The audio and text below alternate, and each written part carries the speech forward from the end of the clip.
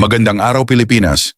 Narito na ang ating fresh weather update ngayong araw ng Biyernes, September 12, mula sa Pag-asa. As of alas 3 kaninang umaga, a low pressure area or LPA was spotted at about 540 kilometers east of Hinatuan, Surigao del Sur.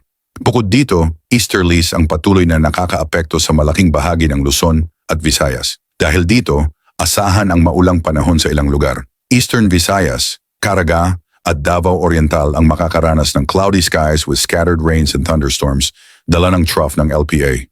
Mag-ingat dahil posibleng magkaroon ng flash floods o landslides sa mga lugar na maaapektuhan ng katamtaman hanggang malakas na buhos ng ulan. Samantala, sa Aurora at Quezon, aasahan din ang maulap na kalangitan na may kalat-kalat na pag-ulan at pagkidlat, dulot pa rin ng easterlies. Delikado rin dito ang posibleng pagbaha at pagguho ng lupa. Para naman sa Metro Manila, ang natitirang bahagi ng Luzon at Visayas makakaranas ng partly cloudy to cloudy skies na may localized thunderstorms. Magdala ng payong dahil may tsansa ng biglaang buhos ng ulan na maaaring magdulot ng pagbaha sa mga mabababang lugar.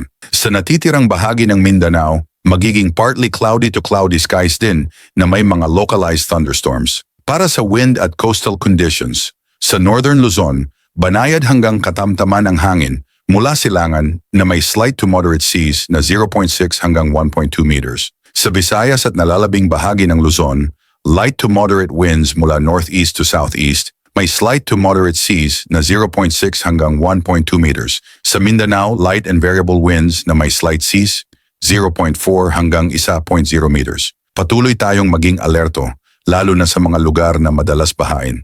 Lagi tayong mag-monitor sa susunod na abiso mula sa Pag-asa. Palambing ng like at subscribe bilang suporta sa ating channel, PWD, ang ulat panahon na hindi ka iiwan, rain or shine. Ingat Pilipinas!